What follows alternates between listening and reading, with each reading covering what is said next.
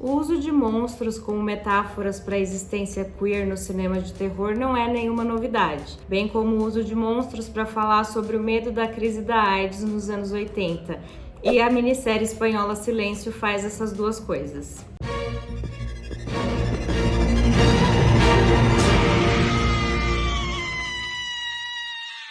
Oi, eu sou a Sil, do canal Rainhas do Grito. Antes de continuar no assunto, vou lembrar vocês de seguirem o canal, ativarem o sininho para receber nossas notificações e compartilharem nossos vídeos com os seus amigos, porque isso ajuda bastante a gente. Silêncio, então, é uma minissérie de só 3 capítulos, de menos de 20 minutos cada um, então em 1 hora você já mata a série inteira. Ela foi criada pelo Eduardo Casanova e lançada no sistema Movistar no dia 1º de dezembro de 2025, que é também o Dia Mundial de Combate à AIDS. Então foi uma data escolhida a dedo, né, para esse lançamento de uma minissérie que já veio com polêmicas desde quando começaram a sair notícias, trailers, enfim.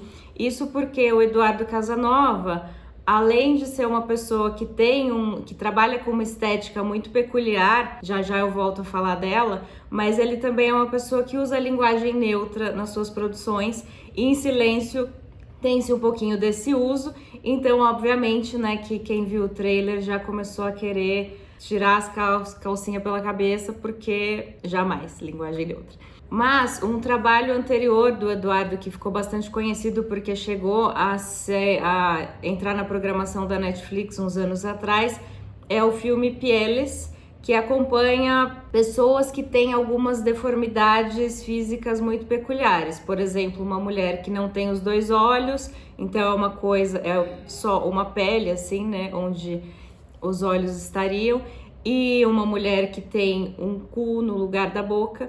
Então, além das temáticas peculiares, era um filme que tinha muito rosa, pastel, lilás, ele era todo composto nessa estética rosada. E com Silêncio, o Eduardo Casanova usa dessas mesmas cores para contar uma história de vampiros, o que não é muito comum. A gente está acostumado muito com associar o vampiro a algo mais sombrio, mais preto mesmo, e aqui a gente tem tudo muito rosa, muito tons pastel. Então já começa aí esse destaque estético para essa produção.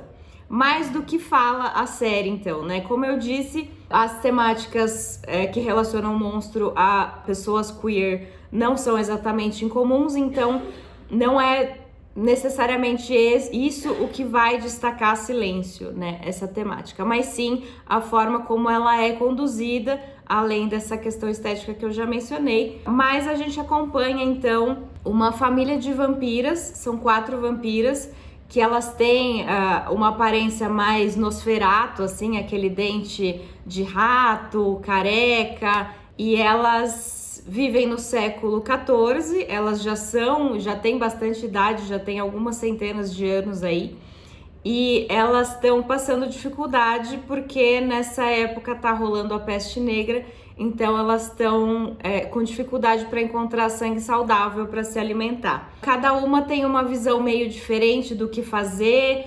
Rola até uma das vampiras tem mais simpatia pela humanidade, então fala que eles já estão sofrendo com isso, então talvez a gente não deva mesmo se alimentar, talvez a gente que deva morrer. Enquanto outra vampira fala que não, que nós temos superioridade sobre os humanos mesmo, então a gente tem que procurar quem tem sangue saudável e continuar se alimentando. E nisso elas precisam se esconder, né? Porque, como costuma acontecer, né, o vampiro é visto como um ser abjeto e indesejável. Então ele se esconde da sociedade, né? Elas têm como disfarçar essa aparência vampírica e se apresentar como humanas. Elas têm um relacionamento ali com um homem humano. A vampira, que tem simpatia pela humanidade, está inclusive apaixonada por esse homem. As irmãs aconselham ela a não mostrar a sua verdadeira face para ele, porque ele vai se assustar e isso vai ser prejudicial para elas. Todo esse conflito, tanto entre as irmãs como entre o vampiro e a sociedade humana e como elas vivem nesse meio, ainda mais nesse período de escassez. Só que no segundo episódio a gente tem um salto temporal para os anos 80 na Espanha, em que está rolando a crise da AIDS, portanto, novamente a escassez de sangue saudável atinge essas vampiras e agora existe uma descendente, né, dessas vampiras, porque aqui a mitologia vampírica é um pouco diferenciada, assim, então não é possível criar vampiros.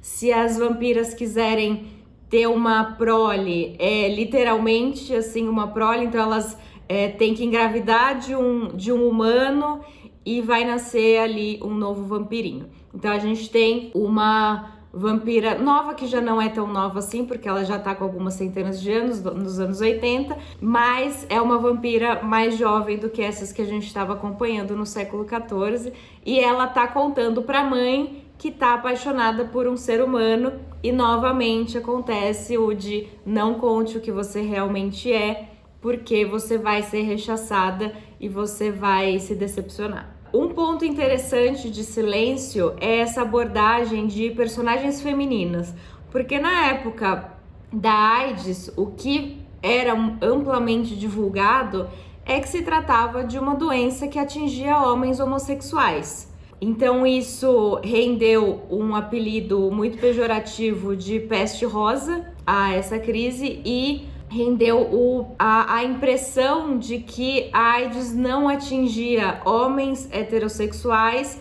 e nem mulheres, o que aumentou tanto o estigma em cima dos homens homossexuais e como dificultou o diagnóstico nesses outros grupos, né? É uma abordagem interessante trazer essa visibilidade para as mulheres que o Eduardo faz nessa série. Eduardo, que inclusive depois do lançamento da série na metade de dezembro, ele anunciou que ele é portador do HIV também e que ele achou por bem divulgar essa informação depois de anos de silêncio. Então é justamente esse silêncio que ele quer comentar aqui na série das vampiras. E ainda que traga essas temáticas que são um pouco pesadas mesmo, Silêncio acaba sendo uma série muito divertida em vários momentos também.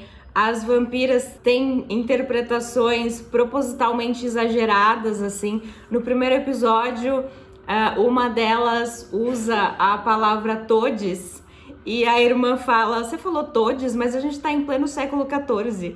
Isso é um anacronismo. E a que disse o Todes fala, eu sei, eu sou muito moderna pra minha época.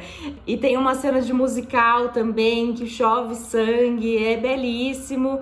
Então ela tem essa mistura de gêneros, né? Ela é muito cômica, muito trágica, mas também tem uma boa dose de terror. Pra gente que gosta, ninguém vai ser esquecido. E por ser uma série bem sucinta, assim, né? São, como eu disse, são episódios super curtinhos. Então ela se segura muito nos diálogos. No primeiro episódio, a gente tá na Casa das Vampiras, lá no século XIV. No segundo episódio, a gente tá na Casa das Vampiras, nos anos 80. Então é sempre meio que num cômodo, tem alguma coisinha que sai um pouquinho, tipo quando vai encontrar com o humano do lado de fora, mas aí é uma cabana. Então não tem grandes cenários, grandes ambientes, grandes mudanças de ambiente. Essa lógica só muda um pouquinho no terceiro episódio, quando a gente tem um pouquinho mais de cenários, a gente vai um pouco mais pra rua, porque a gente conhece uma outra personagem humana, né, que é quem se relaciona com a vampira mais jovem. Há um outro conflito entre elas também que eu não vou revelar aqui, mas é isso, a gente vê, por exemplo, as manifestações pelo apoio às mulheres durante a crise da AIDS na rua, e a gente vê outros saltos temporais, assim. Então, é bem legal ver todas essas misturas que o Eduardo faz e traz um sangue novo mesmo a um gênero que, assim, a gente ama, né, vampiros, mas é sempre bom ver algo muito diferente, assim, mantendo algumas das essências, a aparência da vampira, se alimentar de sangue, o gótico, que mesmo num ambiente rosado, que o gótico às vezes também é muito associado só ao sombrio, mas ele tá muito presente nessa história. Então, acho que é uma produção bem interessante para quem procura uma novidade dentro do gênero vampiro, quem procura chorar um pouquinho, rir um pouquinho, sentir um pouquinho de medo, mas também olhar um pouco para essas questões sociais que a gente sabe que não tem como separar do cinema de terror. Me desculpe quem não gosta, mas é para isso que a gente está aqui. Então, convido todos a assistirem a minissérie Silêncio, que ainda não está disponível em nenhum streaming aqui no Brasil. Na Espanha ela está disponibilizada em streaming, então pode ser que em algum momento chegue aqui dessa forma também. Mas fica o convite para todos assistirem e voltarem aqui para me contar o que vocês acharam. É isso, até a próxima!